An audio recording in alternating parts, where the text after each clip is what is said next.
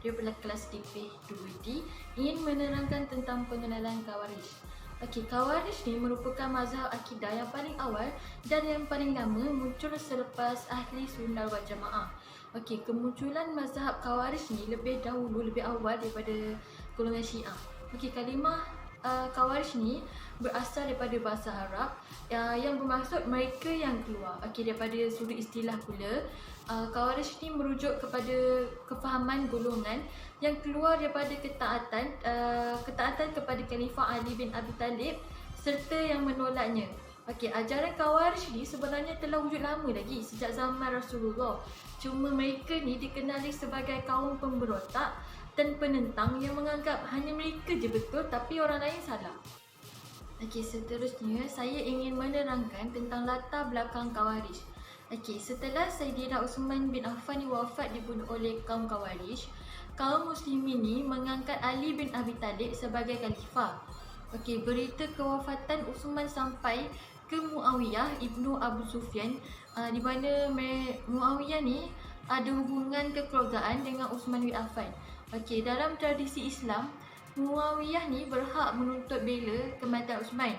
Okey, orang Khawarij ni dengar berita tentang Muawiyah tu, mereka takut. Lepas tu mereka menyusup masuk ke pasukan Ali bin Abi Talib. Okey, Muawiyah ni berpendapat bahawa semua orang yang terlibat dalam pembunuhan Uthman tu mesti dihukum bunuh. Sedangkan Ali berpendapat yang perlu dihukum ni hanya mereka yang bunuh Uthman saja. Mereka hukum kisas. Okey, saya akan terangkan sikit maksud hukum kisas. Kisasnya apa? Okey, kisas ni sebenarnya sama je macam hukuman hudud, di mana hukuman ni telah ditentukan oleh Allah dalam Al-Quran dan juga di dalam hadis. Okey, sebagai contoh, membunuh dibalas dengan dibunuh. Okey, nyawa dengan nyawa. Okey, seterusnya setelah itu luka dibalas dengan luka dan mencederakan dibalas dengan dicederakan. Okey. Muawiyah ni enggan mengikut hukum kisas. Okey, disebabkan tu terjadinya perang Siffin. Okey. Assalamualaikum warahmatullahi wabarakatuh. Nama saya Nur Najwa Syafiah binti Azizul daripada kelas DP2D. Saya akan menerangkan tentang tokoh-tokoh Khawarij. Tokoh Khawarij terdapat 8 orang tokoh utama, iaitu yang pertama Abdullah bin Wahab, iaitu pengasas bagi fahaman tersebut, Mustarid bin Sa'ad, Urwah bin Hudair, Nafi' bin Al-Azraq, Najdah bin Al-Hanaf, Hausarah bin Al-Asadi, Quraib bin Marwah, Abdullah bin Ashir. Assalamualaikum, nama saya Muhammad Ahmad Yusof bin Zamari, nombor matriks DPH 2002025448. Okay, seterusnya saya akan menerangkan tentang fahaman golongan Khawarij. Terdapat beberapa fahaman yang dibawa oleh golongan tersebut. Okay, antaranya yang pertama, mereka menghukum kafir kepada orang-orang yang membuat dosa-dosa besar. So siapa je buat dosa besar terus jadi kafir, macam tu. Okay, yang kedua, Al-Quran ditafsir menurut lafaz yang zahir. Yang ketiga, wajib menderhaka kepada iman kalau ianya menyalahi sunnah Rasulullah SAW. Okey, yang keempat, imam atau khalifah boleh dilantik walaupun bukan daripada suku Quraisy. Melantik imam harus dan sah kepada sesiapa saja dari umat Islam, tidak kira dari mereka ni hamba atau maupun wanita. Dia berbeza dengan kita sekarang. Kalau kita kan macam perempuan ni macam tak boleh jadi imam. Boleh, tapi kalau tak ada siapa-siapa lelaki kat situ, perempuan tu boleh jadi imam. Kalau diorang ni macam perempuan ni boleh mengimamkan lelaki sekali, so macam benda tu salah lah. Yang kelima, as-sunnah tidak diterima sebagai hujah kerana bagi mereka Nabi Muhammad ni boleh tersalah dan tersilap, dan para sahabat baginda tiada kelebihan, bahkan kaum yang sesat.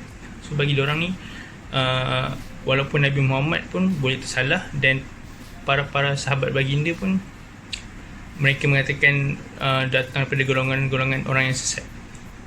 Okey, seterusnya perbezaan pegangan golongan Khawarij dengan Ahli Sunnah wal Jamaah. Okay, perbezaan dia, golongan Khawarij ini mereka beriktikad pelaku dosa besar adalah kafir. So siapa yang buat dosa besar, mereka terus macam kata okey ni kafir. Okay, yang kedua, golongan Khawarij ini mengkafirkan serta menghalalkan darah umat Islam yang berbeza etikat dengan mereka. So siapa yang tak ikut pandangan diorang ni, ada orang terus macam bunuh, hukum, macam-macam lah. Diorang seksa hidup-hidup, penjara. Lepas tu yang ketiga, golongan Khawarij ini mereka membataskan sumber syariat hanya Al-Quran sahaja. So kalau kita kan macam Al-Quran, hadis kan, tapi diorang ni semua Al-Quran, berpandu kat Al-Quran je. Rasulullah SAW pernah bersabda,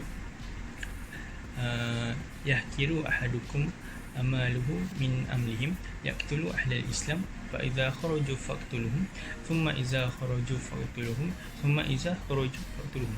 Yang bermaksud mereka menghina amalan kamu dengan membandingkan amalan mereka dengan amalan kamu.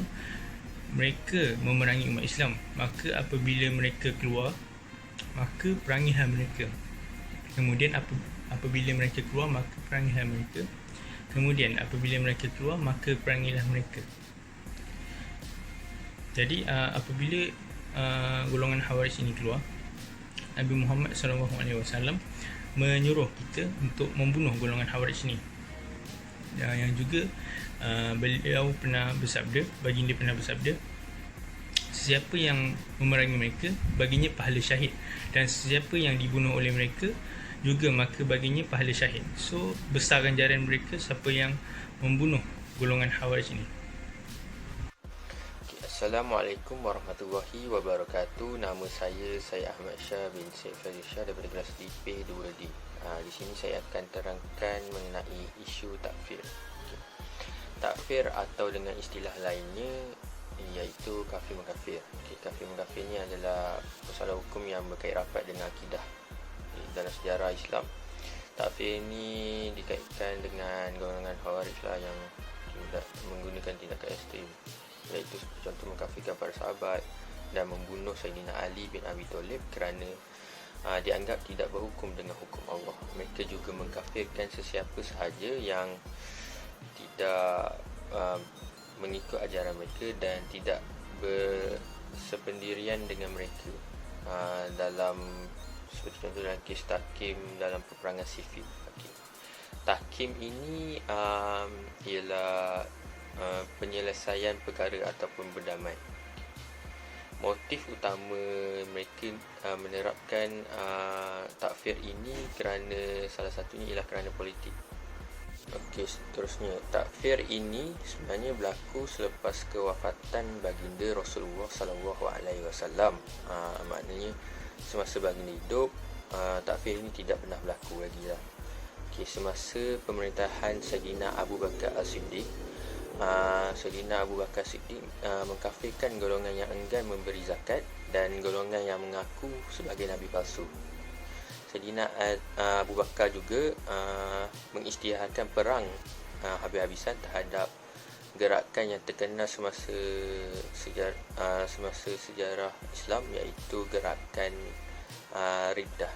Gerakan Riddah ini mempunyai 3 golongan, iaitu contoh golongan yang murtad, golongan yang tidak membayar zakat dan golongan yang mengaku sebagai nabi palsu. Abu Bakar bertindak sedemikian kerana berdasarkan sebuah hadis riwayat Ibnu Umar yang membenarkan tindakan demikian berdasarkan kepada alasan yang benar, kerana sememangnya golongan yang ditakfir itu benar-benar terkeluar daripada agama kerana membantah satu kewajipan syarak. Satu kewajipan syarak yang mereka langgar ialah zakat. Lebih detail lagi, takfir adalah perbuatan menuduh atau menghukum seseorang tertentu dengan hukuman kafir kerana dianggap berlaku penyelewengan akidah dan sebab pelanggaran terhadap syariat Islam, seperti contohnya tidak melaksanakan hukum Allah bila berkuasa atau memerintah, melantik orang kafir sebagai pemimpin kepada orang mukmin atau perbuatan, perkataan dan etikat yang nyata bercanggah dengan akidah Ahlussunnah wal Jamaah. Perbuatan menuduh kafir seseorang Islam yang tentu adalah amat dilarang dalam Islam kerana berdasarkan hadis Nabi SAW yang bermaksud sesiapa yang memanggil terhadap saudaranya, wahai kafir, maka sesungguhnya celakalah yang akan menimpa ke atas salah seorang daripada mereka. Okey, sekarang saya akan terangkan sedikit maklumat tentang isu takfir yang wujud dalam masyarakat orang Melayu. Okey, isu takfir mula wujud secara meluas di kalangan masyarakat Melayu selepas era penjajahan, terutamanya setelah wujud pelbagai parti di kalangan masyarakat Melayu. Sebilangan ahli agama menggunakan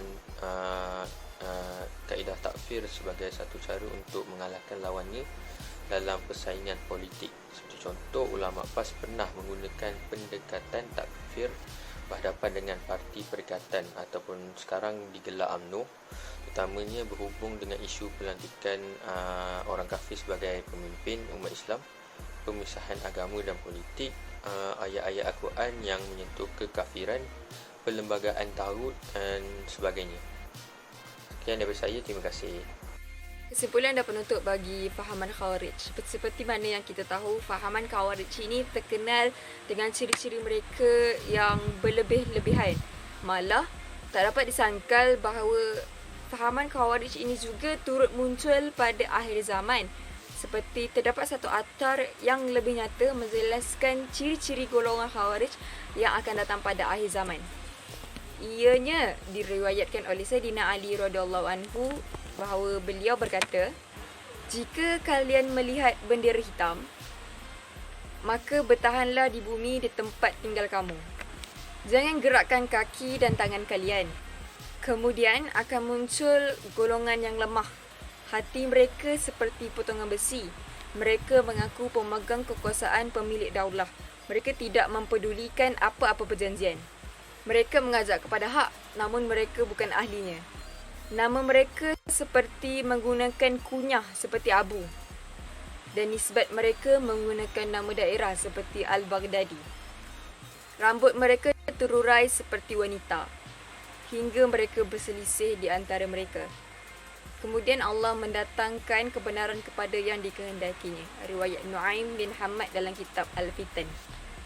Kita dapati para ulama daripada seluruh dunia menyatakan bahawa ciri-ciri yang wujud ini pada kumpulan ini menyamai dengan ciri-ciri yang wujud pada kumpulan Khawarij pada satu ketika dahulu. Ini kerana mereka telah mengkafir dan menghalalkan darah sesama umat Islam. Contoh Khawarij pada zaman kini adalah kemunculan golongan yang sepertinya IS, iaitu Islamic State. Oleh yang demikian, dapat kita ketahui bahawa fahaman kerana ianya menghalalkan darah sesama umat Islam dan mengkafirkan sesama sendiri, malah berlebihan dalam ibadah. Sekian, terima kasih.